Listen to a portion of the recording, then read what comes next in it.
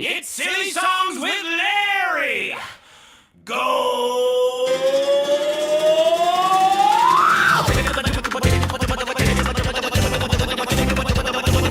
Now! Phil Fisher made the veggies fun and bright, singing Bible songs from morning until night. Hairbrushes and cheeseburgers, what a thrill! Then he flipped, sold his soul to the liberal. Chili sold his soul to liberals. Tried around red, woke virus infected, now he's gone berserk. Systemic this, privilege that, no more fun. Veggies crying CRT, run Bob, run! Now! Used to love the pirates who don't anything do. Now he's preaching woke guilt to me and you. No more silly songs, just guilt and shame. Phil's gone full commie, what a lame game. Sold his soul to liberals, total meltdown. Anti-woke veggie screaming all around. Systemic nonsense, woke is the foe. Bring back the buffaloes, let's go. Everybody's got a woke agenda. No! Wrong song. Bye!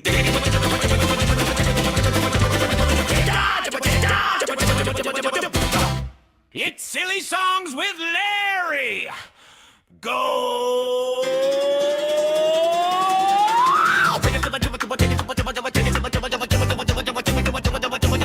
Now! Phil Fisher made the veggies fun and bright, singing Bible songs from morning until night. Hair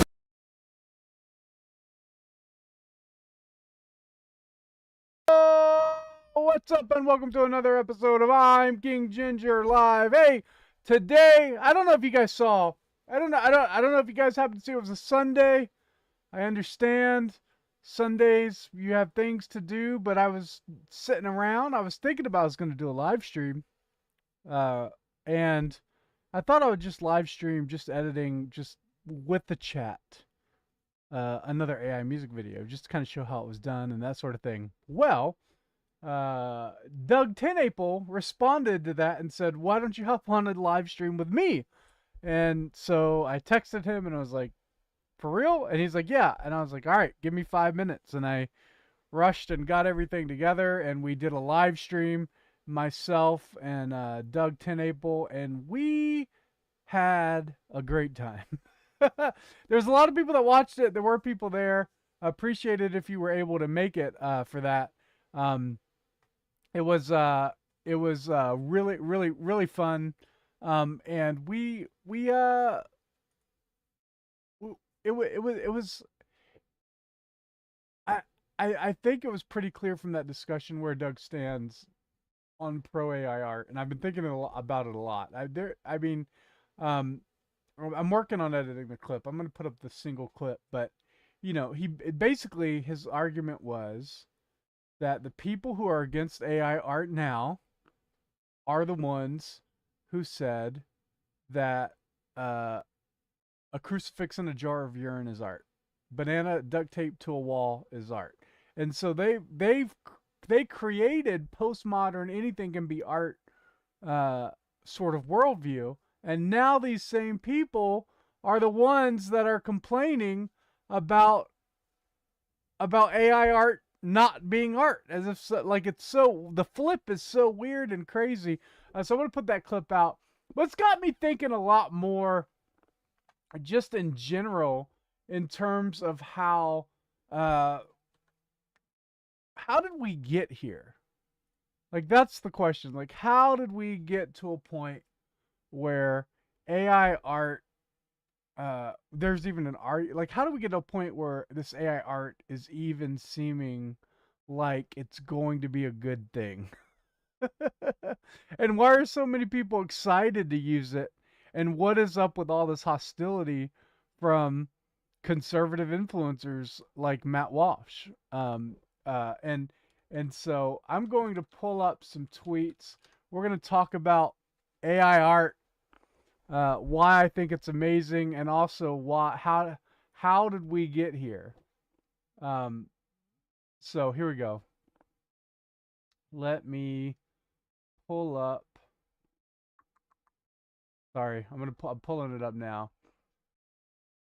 Am I even live on X yet? Oh, you know what? I always forget. When I go live on X, I have to share it uh, first on my own post in order for it to show up on the feed. So weird.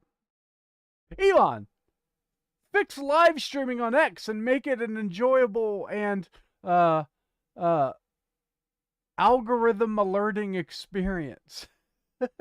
You want people to spend time on X? Let the people live stream, man. That's all. That's all. Conservatives deserve AI art. All right, posting that. All right. So anyway, while I'm getting this pulled up, please feel free to enter the chat. Super chats are open on YouTube. Kicks are available. A subscriber. I'm just gonna go through. Um,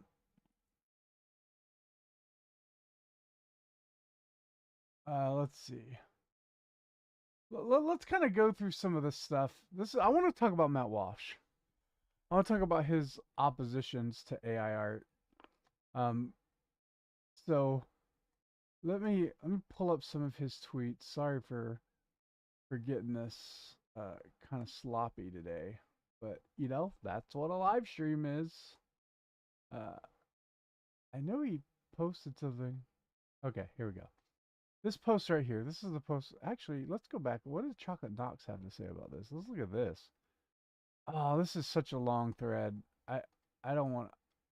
I'll pull up some. I forgot about this. Let's do this. Okay, here we go. Pulling it up. Why is my browser not coming up?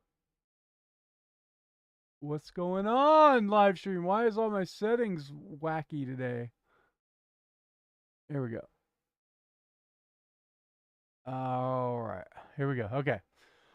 So, first off, by the way, before we get started, did y'all like the intro song? Suno made that. It was supposed to be like a silly song with Larry talking about Phil Vischer's fall into socialism. So if you play back the beginning of the live stream, yeah, you should be able to hear it. So here we go. Okay. So Chuck Knock says, but Hollywood has been focus grouping the life out of films for decades. We lost our soul long before the algorithm showed up and anyone got ChatGPT to log in. So while I agree with Walsh, I find his comment a little ironic nonetheless. Here's the irony for me. Let's read Matt Walsh's post real quick, and then we'll go back to that. So Matt Walsh says, I don't understand how anyone can be impressed by this. Okay, wow, an algorithm spit out some images that look kind of real. Okay, cool. The fundamental problem with AI content and why I will never be interested in an AI movie, no matter how realistic it looks, is that I just have no interest in stories that an algorithm tells. This is the fundamental problem right here. First off, you have somebody who has a lot of influence and power in the conservative space. He actually has the ability that he can be the one to find young artists, incubate young artists, find that talent, invest in those talents. And instead, what he's doing is he's taking a way in which humans can make art, although it's a different way altogether using an algorithm. He is spitting on it. One, he's giving credit to the algorithm for the art. So he says, uh, uh, I just have no interest in the stories the algorithm tells. Uh, but who is telling the story when an artist makes an AI movie? Who is telling the story? And the one who's telling the story is not the algorithm, it's the prompter. The prompter is the artist. The hammer and nail do not build the house. The artist builds the house. Doesn't matter if you have uh, a nail gun. It doesn't matter, you know. So that's a like that. This is a very foundational, key issue that I think we have to understand if we're going to talk about AI art. What is it? How did we get here? What's the problem? It's that we have to understand that the algorithm is not the storyteller when it comes to AI art. The artist is the storyteller. The artist is the storyteller. That's the thing we have to learn. That's the thing that I keep seeing people. So many people make that single mistake. I don't want to watch an AI story any more than I want to sit around and listen to ChatGPT tell me about its hopes and dreams. Again, um, ChatGPT isn't telling you the story. The artist who prompted ChatGPT is telling you this story. It's nonsense to think that there's no human involvement in this workflow. The music video I made, which we'll get into, it took a lot of time, and there's a lot of storytelling work and involvement that was required in order to make that. So, uh, uh, if the story has no soul, then it lacks the one and only thing that can make it worthwhile or interesting. I would agree with you. I would agree with you, but the way a story gets soul is because there's a human artist involved.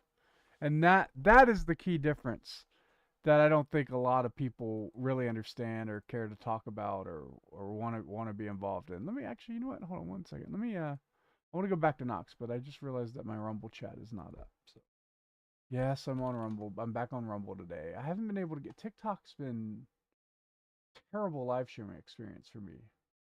I've tried to live stream on TikTok. It's just been absolutely terrible. So let me see. I mean, yeah, there's no views on this. There is no views on this. Uh, but pop out the chat. If anybody's watching the Rumble, what's up? But nobody's watching the Rumble. Nobody ever watches the Rumble. Come on, Chris Pavlovsky.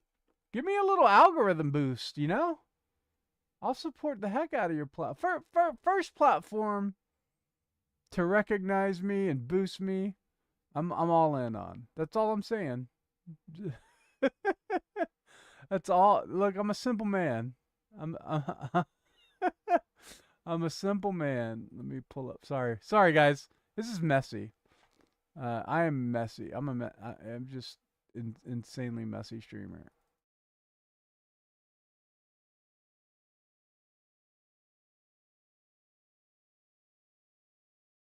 All right. All right. Okay, I think we're good. I think we're good to go on that front.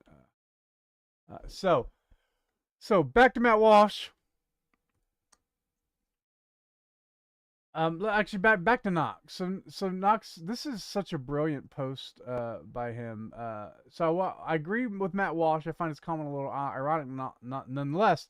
Here's the irony for me. I personally think Matt Walsh is one of the most important cultural voices of our generation around questions of anthropology, identity, etc. What is a woman? He moved the national conversation. I think his work, I like his work and think it matters. But Matt didn't come up through the traditional system. Hollywood did not invite him in. The legacy networks didn't hand him a microphone. He built his platform at the Daily Wire, an organization that exists precisely because the cost of producing and distributing media collapsed. He made documentaries at the fraction of the cost that reached millions because cameras got cheaper, editing software got accessible, and the internet routed around the old gatekeepers. Walsh is the product of the last barrier that fell, and he's warning us about the next one. So forgive me if I don't believe the assumption that AI hollowed out storytelling. We did. AI. Oh yeah. So forgive me if I don't believe the assumption that AI hollowed out storytelling. We did. AI just made the hollowness faster. Fortunately, I'm old enough to remember the late 80s and early 90s when music production software got cheap. A kid with a Casio CPU a kid with a Casio CPU and a $200 audio interface could suddenly do what used to require a $500 an hour studio and a record label's blessing. Gatekeepers full on panicked. The establishment scoffed and ran into legislation.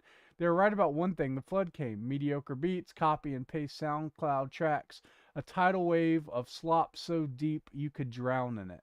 But artists with real vision, real skill, and zero connections started producing work that rivaled anything coming out of the major studios. He says, "Wow, I'm old. LOL. I still remember Justin Bieber singing on YouTube, gathering millions of views before he was ever famous. Entire Grammy-winning albums tracked in bedrooms and cabins. The bedroom producer revolution exposed folks who actually had something to say, and it stripped away the economic moat and kept them engaging. And then he goes on to talk about the printing press and the critics of this. Um, he says, we've been telling empty stories with $200 million budgets and real actors for a long time. A bigger camera never gave anyone a better story. Neither will a better algorithm or AI. But I'm cheering for the little guy, the father with a theology degree and a day job who's been writing screenplays in his head for 15 years can now produce something. The missionary in Uganda with a Christ-haunted vision for a film can bring it to life without begging Hollywood for permission. And the poet, the preacher, the kid in rural Missouri with something burning in his chest, they all just got access to the studio. That's a great line. Everyone got access to the studio. Will there be slop? Absolutely. There's always slop when barriers fall, but the slop was already here. It had Grammy, Oscar, and Marvel logos on it. Pick up the tool, and that's the answer. So, welcome to the show, everybody. This is what we need to have a full-on discussion with this, because it is absolutely nonsense. The pure rejection of AI as a tool. I know. I've been doing these live streams. This is what we've been talking about. But I want to say, I think conservatives need to look at themselves in the mirror, and they need to ask themselves, why are people so excited about art? Why are the peasants, the low people, the common man, why are they excited about AI art? But everyone who's in the sort of cultural elite are really upset and frightened by it. And I think Doug said it on our stream yesterday. He said it's job protectionism. That's the main key. But I want to talk about something completely different than job protectionism. I just want to talk about how terrible conservatives and evangelicals are when it comes to investing in art. Because the reason people are excited about AI is because they can solve the problem.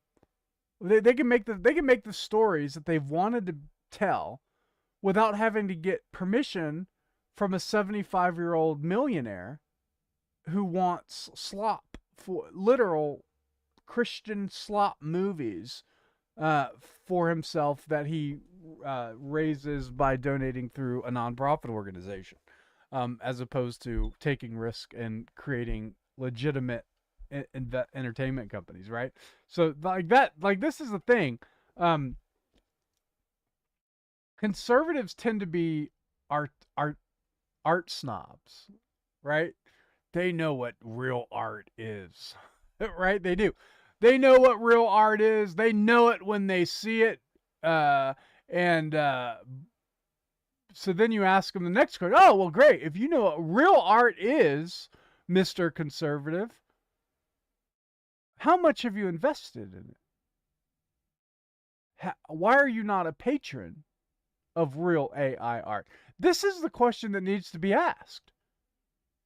Right? This is the question that needs to be asked. And the reason is because the conservative worldview when it comes to art only exists at the elite stage. It only exists at we look at The Godfather, Francis Ford Coppola. We look at Breaking Bad. We look at all the greats, right? But what we don't ever do is we don't look at trauma films, right? We don't ever look at the very first episode of South Park that was passed around and went viral by people copying it on a VHS videotape that was done as a college film student project. So we know what we like once it gets up to here. But what we don't do is we don't know what we need to invest in and put money in order to get our art there. We don't like the messiness of punk rock pop culture art, that sort of investing capital and failing, We don't like to do that. And and that's the problem. It's like saying, man, Dave Chappelle, he's the best comedian of all time, and then not recognizing or realizing sort of all the open mic comedy nights that Dave Chappelle did when he was a teenager. And going, yeah, he wasn't that great then. You know? And now anybody would invest in anything Dave Chappelle wanted to do. Dave Chappelle can just say what he wants to do and people will pour money into it. But nobody was investing in that man while he was doing smoky comedy clubs in the middle of New York City and getting bombed as he's working out jokes. Which, by the way, every comedian today, no matter how big of a Netflix deal they have, they still grind it out in smoky comedy clubs until they get their jokes just right. And then you see a very polished Netflix special that took 1 to 2 years of working out in small comedy clubs. But we don't like to talk about that. We don't ever talk about that. We only want to talk about the the perfected art, right? We it's easy for us to look at cave paintings and go, man, those are not that great compared to the reformational art. But there's a lot of work and processes and learning for people to be able to go from cave paintings to reformational art. And now, 500 years past the Reformation, we look back and we go, well, we'll never top the art of the Reformation ever again. Because we don't understand how to make. We want all of our art to be this sort of high and lofty, academic, thoughtful sort of storytelling that you can debate the ins and outs and the complexities of it as you sit and smoke a cigar or drink whiskey with your friends around a campfire. We want all of our art to be high level intellectualism, but we don't ever want to acknowledge the sort of infrastructure and pipelines that are required to get reformational art. Right? Like Gutenberg had to invent the printing press. He had to buy the wood. He had to brainstorm ideas and sort of craft this thing. It wasn't a one shot, here's a printing press, and the world changed. And even then, when there was the printing press, incredibly, when there was the printing press, you still had people reject it because they thought that printed books were slop. and they were saying, look, there's going to be a lot of slop with the printing press. Anybody can make a book. There's like the cost of books are going to go down. The peasants in the streets are just going to be reading books. Do we really want the peasants in the streets reading books? Do we really want the peasants in the streets making movies? Right? Like that's the thing. So it's unbelievable to me how there's so much rejection of art and entertainment and movies and TV shows that are made by AI when we haven't done anything whatsoever to be able to really significantly build a major pop culture sort of institution. We haven't done anything like that. We don't understand. Like, if you ask a faith-based entertainment investor and say, hey, why do you think people forget about Christian movies 2 weeks after the movie is in the theater and it doesn't make any pop cultural impact? You don't see what are they called? You don't see Funko Pops.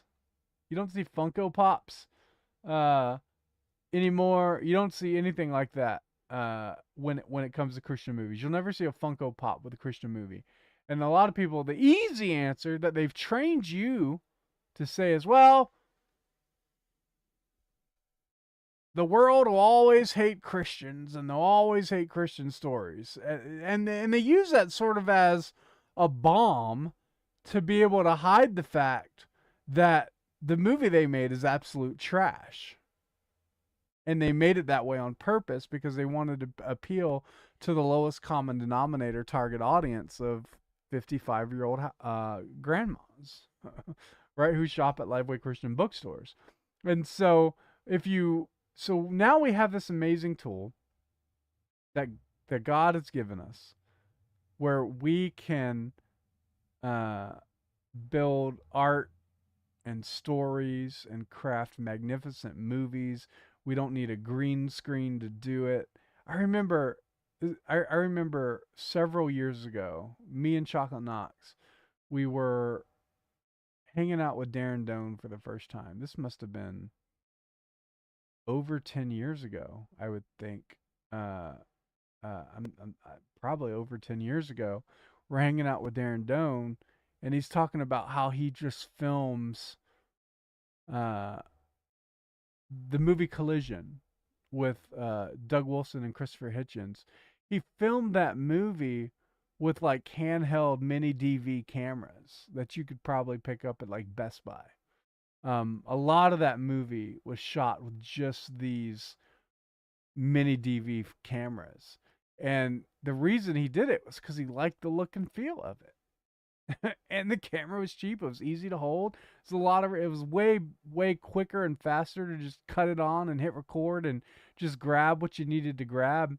Um, and and he taught me that you can use anything to tell a story. You could use anything to tell a story.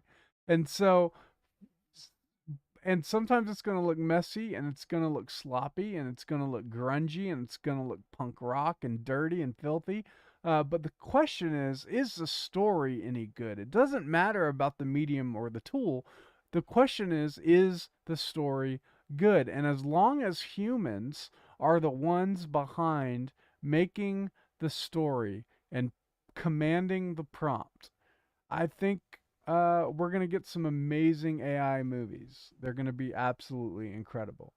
Um, but we got to get rid of the elitism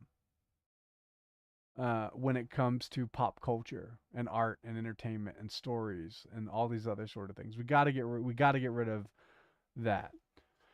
And so that that is kind of the route I wanted to go, is because I'm fed up of all the nonsense. It's so easy to complain about the way things are and how things aren't the way they used to be and not take any financial risk, not take any capital, none of that stuff. And so I just really wanted to mention that today. I also wanted this actually kind of brings on to that point. This is no shade on Seth Dillon, by the way, but so Seth Dillon posted uh so Babylon Bee CEO urges Christians to produce more good books to push back against bad ideas. And so Seth says, my point wasn't so much about books, but cultural impact. I cited C.S. Lewis, who said something to the effect of, we don't need more Christian books. We just need more good books written by Christians. So that was his line. And then this guy actually brings in an amazing point. It's an author um, who's talking about this. He says, I got tagged in this, go figure. I answered, why bother? Con Inc. influencers would just ignore new good books by Christian authors like they've ignored all the other good books by Christian authors. Same exact story with conservative authors.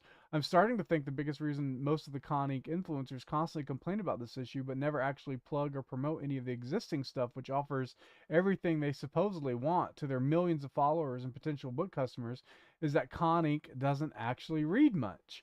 So this is a story of reading. I would say it still applies to film and entertainment and movies and TV shows too. They post a lot about the culture war and why don't men read, and they make a lot of assumptions about an industry they know nothing about, and those posts get lots of clicks, anguish, and that sweet, sweet outrage money. But actually, plugging books would require reading books, and what busy influencer has time for that?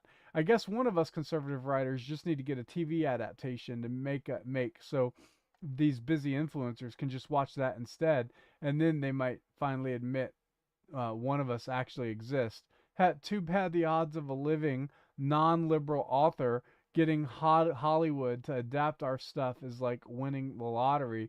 For the record, conservative influencers don't all suck. There's a handful who will plug art they like to their fans without getting bribed or coerced into it, and authors love them, but most of them really don't give a crap.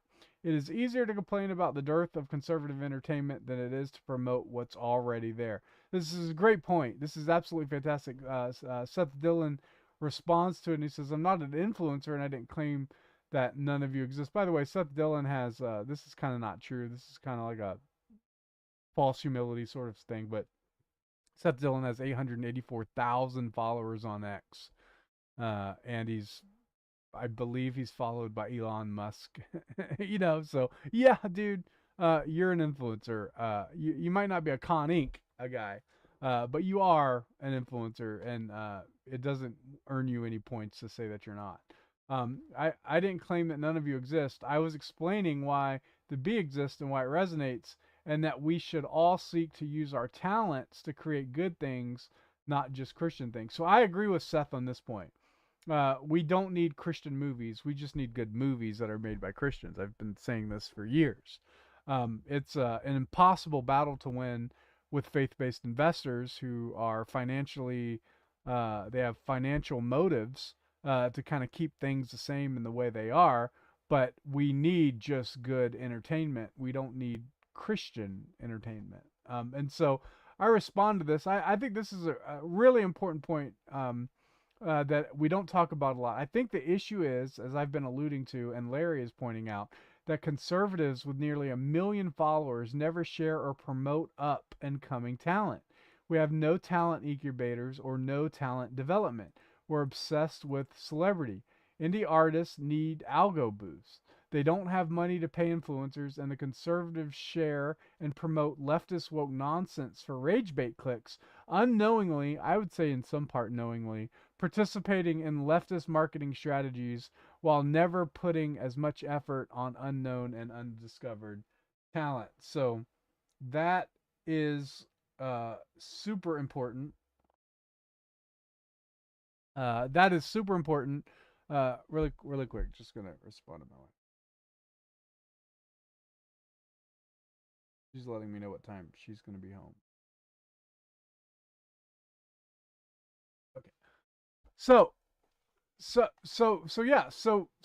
this is the thing. There is no talent incubators or talent development within conservative film circles. This is exactly what I'm talking about. There is no comedy. There you cannot get a conservative evangelical faith-based sort of investor to invest in a comedy club. It's not going to happen. Because you're going to get all these questions about, yeah, but like if you invest in a comedy club, what kind of comedy are you going to have? Right? It's like, well, it's a comedy club, and the best comedians are going to rise to the top, and the worst comedians are going to bomb. That's how comedy clubs work. And you have to have this sort of freedom to be able to fail, to screw up, to tell a bad joke and offend the audience, and realize that you crossed the line there. Don't want to do that again. You have to have these things. You can't test comedy at churches that is filled with 65-year-old women, because then you're just making comedy for 65-year-old church ladies. You're not making broad pop culture. And so you're not going to get this sort of investment, the sort of risk taking that's required to build out pop culture. Just not going to happen. It's not going to happen. And so when I see people like Matt Walsh, and he's sharing AI Slop while rage baiting against AI Slop, I have to ask Matt Walsh, how many young independent filmmakers' work did you share this year that you actually liked? That's a valid question, don't you think? I think it's an important question. I think it's a good question. I think it's a question that we need to ask and talk about all the more. And we need to discuss and have deep dives into. Why is it that conservative influencers don't promote up and coming talent? And I'm not talking about, listen, I'm not talking about promoting slop. Like, this guy makes this absolute nonsense. Like, cause look, I've seen some really terrible stuff. Like, there is like, that is objectively really bad. I don't like right. Like, it's very. I'm not talking about that. I'm talking about watching something on YouTube that was recommended to you that you've never seen before, and you're like, there's something magical here. It's not polished yet. It's not it's not perfected yet. It's not elite yet, but there's a semblance of talent, like an American Idol audition, right? Like, there's something here, that makes me go, we need to watch this guy. But you don't see conservative influencers sharing this sort of. Hey, I just saw this short film made by this guy. You guys should check it out. This guy's really good at what he does. You don't ever see a promotion of the true, good, and beautiful, right?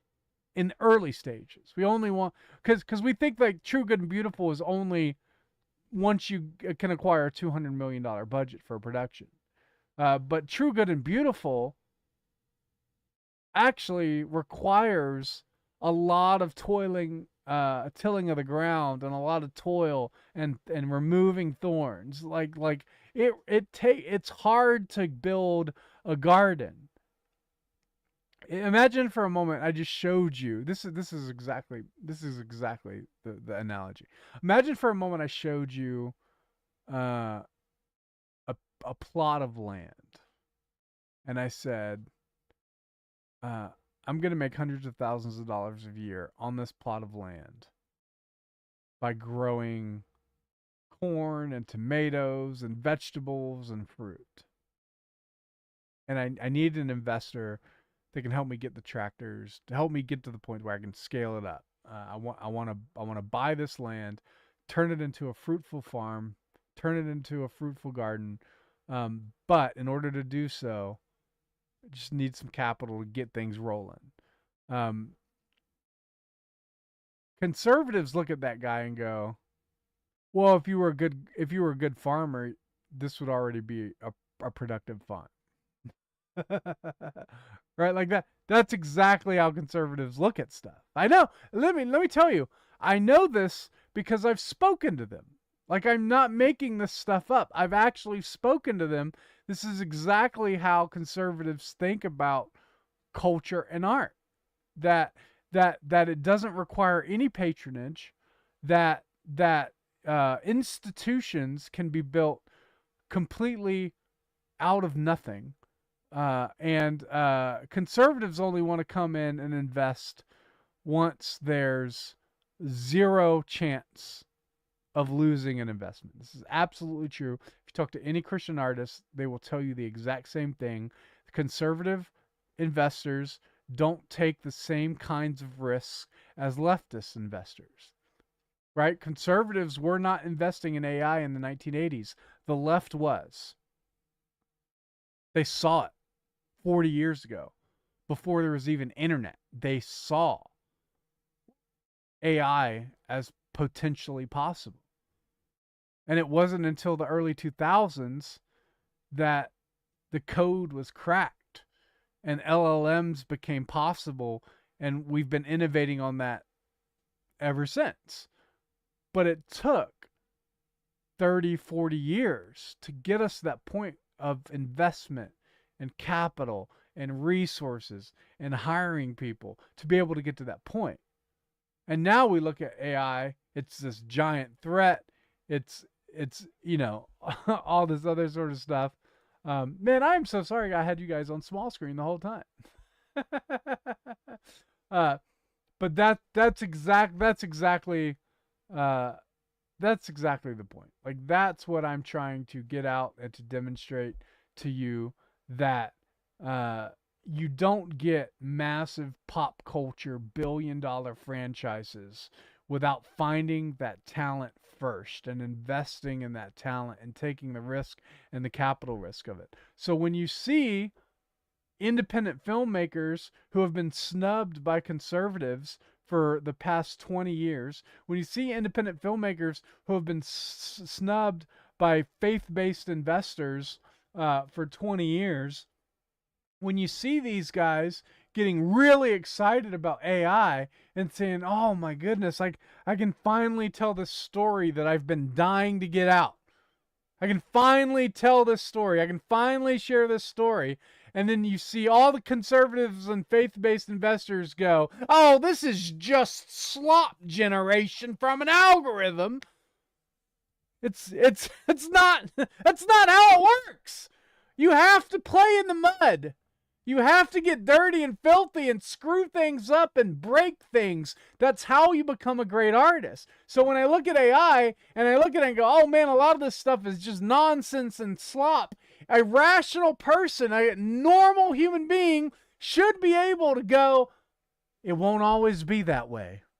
And now's the time to pour into this. Because 5 years from now, 10 years from now, when AI movies and TV shows have their own Oscar category, Christians are going to be sitting back. Conservative evangelicals are going to be sitting back, and they're going to be asking themselves, well, how come we can't get anything good done out of it? How come all the pipelines for AI films are owned by the leftists? It's because right now, today, February 23rd, 2026, you haven't done anything to build those pipelines and build those institutions, and the left certainly is. They certainly are. They absolutely are. And you're going to sit back and you're going to complain about AI slop, and you haven't invested in any good artist or talent or the building of young talent, the building of independent filmmakers. You haven't done it in 20 years. If probably longer than that. You haven't done it. And now you're sitting back complaining about the one chance that conservatives and evangelicals have to absolutely take over the entertainment industry. Let the leftists fight and complain. Let the unions get upset. Let them destroy ourselves. We have an opening, and we should be sending in armies. We should be sending in armies to own AI filmmaking like nobody's ever seen before. And here we are whining and complaining about AI slop when all we've done for the past 20 years is make church slop movies. Like literal church slop movies. That's all we've made. We haven't taken any financial risk. We haven't done anything influential in pop culture. Hot Topic isn't selling a single shirt from a Christian movie. Like it's not happening. It's not happening at all. And it's so easy to just sit back and from an elitist standpoint and say you just want your reformational classical art. But you wouldn't invest in the guy that was trying to figure out how to make a violin for the first time. You wouldn't invest in that guy. You would think that guy's a crazy person in a workshop who's just carving wood and putting metal strings together, and he's making all sorts of terrible sounding noises. And then 100 years later, you look back and you go, man, that violin was really amazing. Who made that? Oh, it's my neighbor who was in his garage just making weird noises all hours of the night. That's the guy that made this beautiful instrument. How did that happen? We don't recognize the crazy people early on. We don't recognize them. Like, why? What's going on? Like, we need to understand the crazy people. We need to support the crazy people. So, look, chat. Let me know. Am I wrong? You guys are watching. Chat, feel free to let me know. But I'm telling you, we don't have any ground to stand on. But we have an entry point. We have a way that all it takes is a little bit of capital and a little bit of risk and a whole lot of courage, and we can plow through this army while they're fighting with each other. Let them fight. Let the left fight. Let the unions destroy themselves. Let them. This reminds me of the story in the Bible, where the army just started slaughtering themselves, right? Like Elijah, the Tower of Baal. Well, whoa, Baal, send fire, and nothing happens, right? And then Elijah sends fire, it explodes, and then and then they just go insane. That is our chance right now. They're fighting with themselves. And we're whining and complaining and worried about the fears and the dangers and Sam Altman and Elon Musk's transhumanism and all this other sort of nonsense. And we have an opportunity. So shut up and stop fighting, and let's take advantage of the strategic battle point and invest money and invest capital in high schoolers. So high schoolers can be able to make stories that rival anything Hollywood can do, and let's be the ones that found these artists and found this talent and own the world in 10 years. Let's own the stories that come out of the next 10 years. This is our chance. This is our opportunity to do so. But if you don't want to take any risk, if you don't want to invest in any capital, in anything that's not pure reformational art, if you don't want to invest or build anything that's not Francis Ford Coppola levels of entertainment, if it's not a Vince Gilligan production you're too much of a coward to take a risk on, if that's who you are, there is a massive problem, and there is no future. When I started getting into this business, someone at church told me the most helpful words that I've ever heard, and I think about it every day.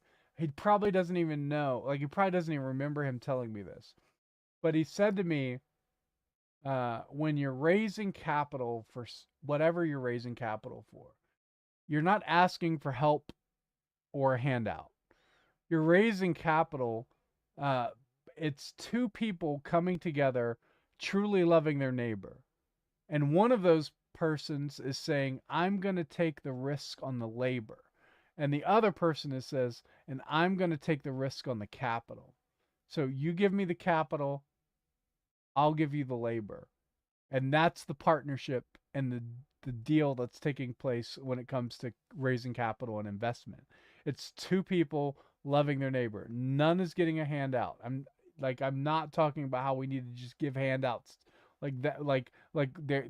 there is reward and financial return. This is why I don't like the nonprofit model. I hate that all of Christian entertainment is funded through donor advisor funds and tax write-offs and church money and mega church money. It drives me absolutely nuts and insane. I don't want Christian movies to be funded by church tithe money.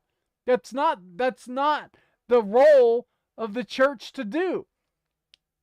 Art and entertainment should be capitalist endeavors. They should be business endeavors. They should be profitable endeavors. But instead, we don't ever think about what it takes to build those sort of cultural institutions. We don't ever think about it.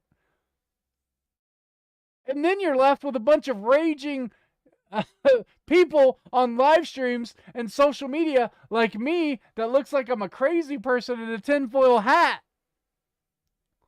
because I actually know what it takes to build significant pop culture, to make art and entertainment that makes a lot of money, that blesses 75% of the world's population. Like, I know what it takes to get there, and we only want to invest once all that work is done. And it's just destroyed conservative entertainment. It's destroyed Christian entertainment.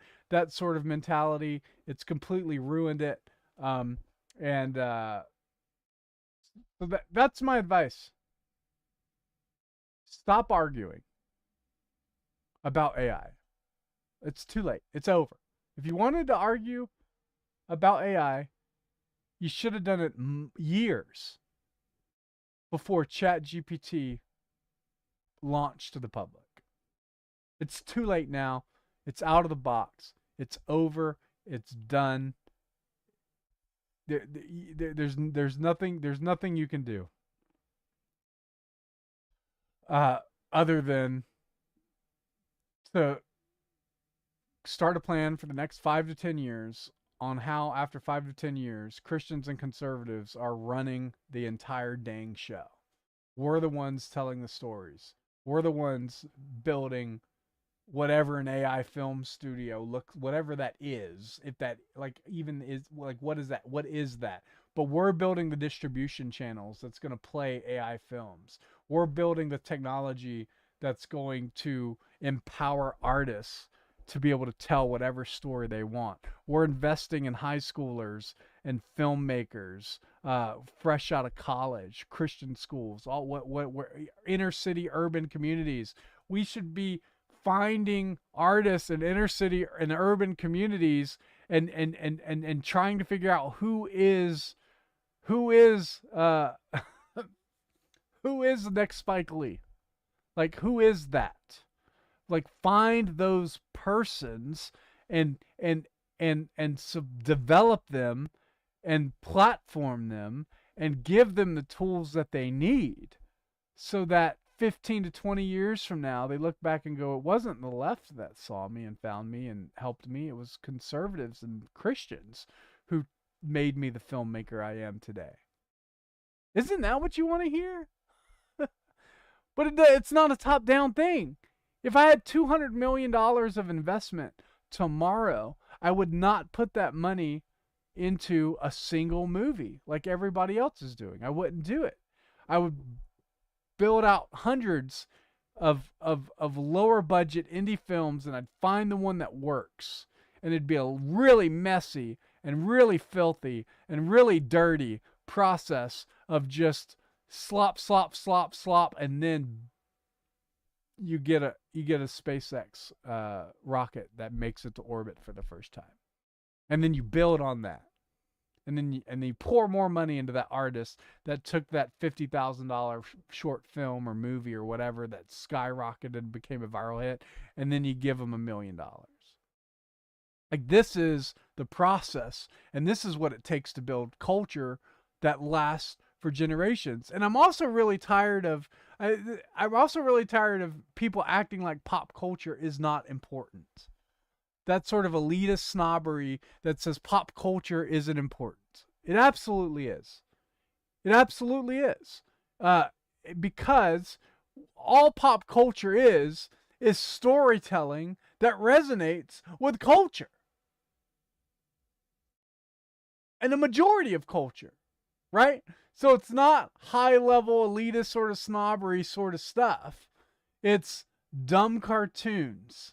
It's Looney Tunes. It's Mickey Mouse animations. It's South Park construction paper animation. It's The Simpsons when they were on the Tracy Ullman show. Like, that is the sort of thing that builds long-term culture. And then you have valuable IP that parents look forward to the remake or the sequel, because they can bring their children who are just now watching this stuff for the first time and falling in love with these stories. They get to take their children to the movies and then watch this together with their children. And then those children will take their children to the movies to watch this. Like, this is exactly how it works. You know, and Greta Gerwig has got the reign of Chronicles of Narnia because Christians would not invest in the Chronicles of Narnia. I talked to the guy. I talked to the guy that did that. I talked to the guy. Christians would not invest in Chronicles of Narnia. Walden Media could not get Christians to put money into the Chronicles of Narnia. But you know who did? Disney came. And they said, we want the rights to that. We'll do it. And they did. And Christians were left without it. And now, you know who has the Chronicles of Narnia? Netflix. Greta Gerwig. And it's not us. Because we're low risk cowards when it comes to investing in entertainment and culture. And so, but we're really brave. We're really brave when we talk about AI being slop. We're so brave. We're so bold. Like, what is going on? So I noticed like something. What happened on Facebook? I like spiked up to like a crazy number of viewers really quickly. I'm not sure what happened there. But that's kind of awesome. For whatever that spike was. Thank you. But yeah, I'm not going away on this. I'm not gonna die down. I'm not gonna stop. It's not gonna happen. It's not coming from me. I'm not stopping on this fight. I want to be the guy that champions the next generation of filmmakers and keeps those people away from swindlers who want to take advantage of them, because that's exactly what's going to happen. Is right now, you know, the people that are rushing to build out the next generation of AI artists, and I say that in quotes, build out the next generation, quote, it's scammers. It's evil men who see an opportunity and they're going to take it. And they're going to take advantage of a lot of people. Some of them are going to be well funded. Some of them are going to be Soros funded. So like, it's going to happen. Like, the next generation of art and talent is not going to slip away from the left. The left is arguing and devouring themselves online, but I guarantee you behind the scenes they're looking to strategize on ways that they can empower the next generation of AI artists. And meanwhile, conservatives are just sitting back complaining on Twitter about how terrible AI is and how it'll never be good for anything. And 5 to 10 years from now, they'll be wondering why they don't ever have any good Christian AI stories that get put into movie theater runs or win Oscar nominations. It's because of February 23rd, 2026. Now is the opportunity to really go out and build and do something special and to really take over. It's a strategic battle point. And so, yeah, so this stream's going to be really focused on AI art and really focused on AI filmmaking.